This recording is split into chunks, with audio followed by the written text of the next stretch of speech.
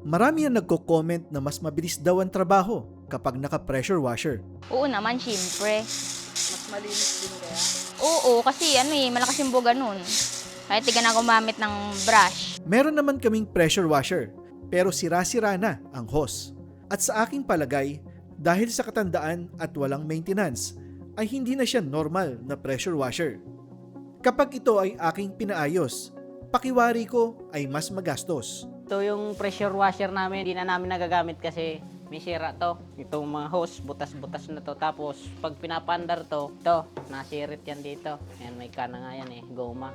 Ginlagyan na lang namin pag samantala. So, di pa rin naobra Gana pa to, umaandar pa to Pandar natin. Gana rin yung kanya dito, pinakang adyasan para lumakas. At dahil ngayon 2026 ay taon ng pagbabago, binuklat ko sa bodega ang aking lumang pressure washer. Matagal ko na itong binili, pero hindi ko pa pinapagamit. Nakalimutan ko na nga na may ganito akong gamit.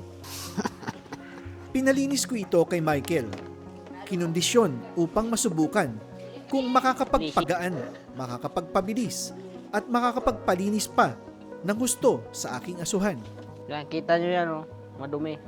Papuputing ko yan. At para masubukan ay nagpagawa ako ng challenge kina Michael at Casey. Lilinisan nila ang kanal.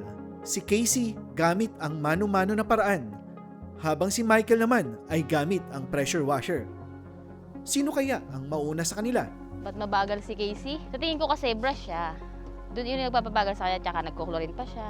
Ang babalawan niya pa. Para sa akin, doon sa nakita ko kanina, kailangan pa rin talaga na magbabrush. Kasi yung pressure washer, mas maganda siyang gamitin pag doon sa mga gilid-gilid ng kulungan.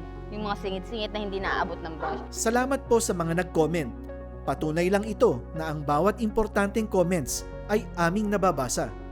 At kung ito ay epektibo, ito ay aming gagawing permanente sa proseso ng supero.